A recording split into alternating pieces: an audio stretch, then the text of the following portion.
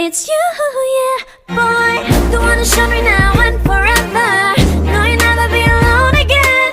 All day, oh yeah, all day. Please stay in my arms. A missing plane from 1955 landed after 37 years. Here's what happened. Life is full of mysteries, many of which are unsolved. And then some baffling mysteries seem to defy the laws of physics, space, and time.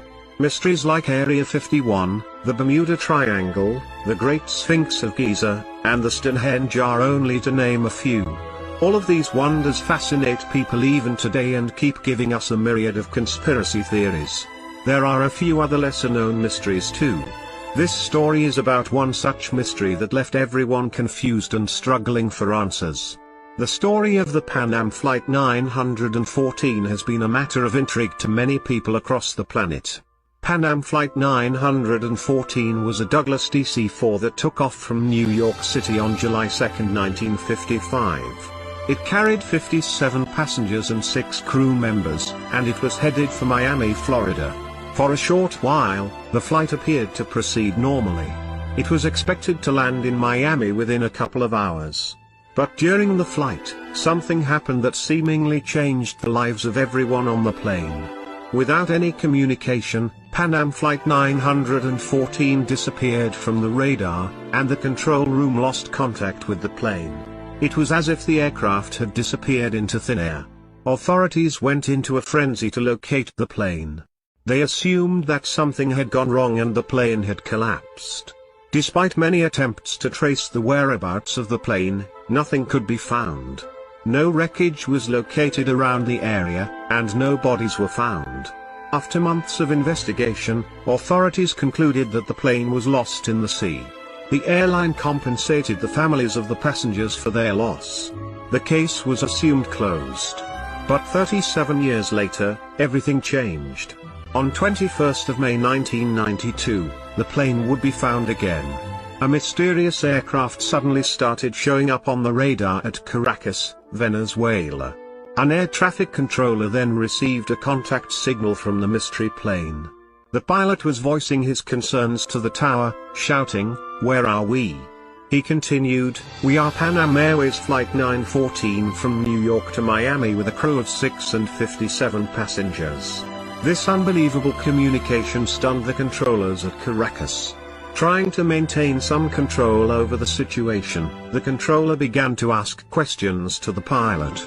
He asked if the pilot had experienced any trouble during their flight. Having flown in the opposite direction from New York, the flight was off course by some 1800 km. "Are you Mayday?" asked the controller. But there was no response. After a while, the pilot communicated again.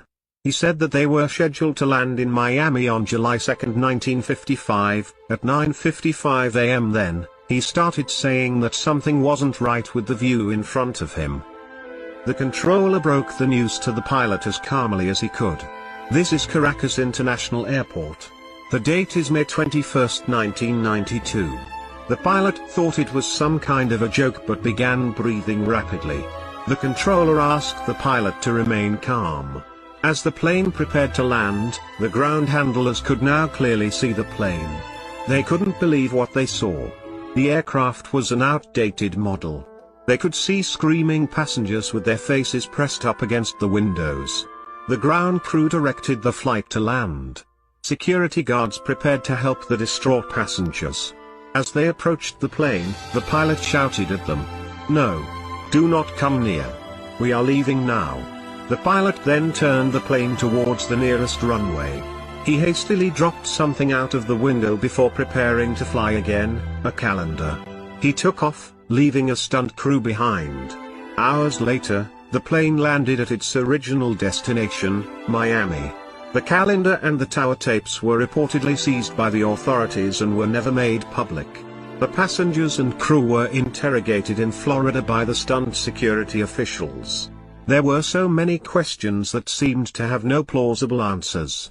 Not one of them had aged a day in these 37 years. Officials wondered how the plane had managed to operate for so long.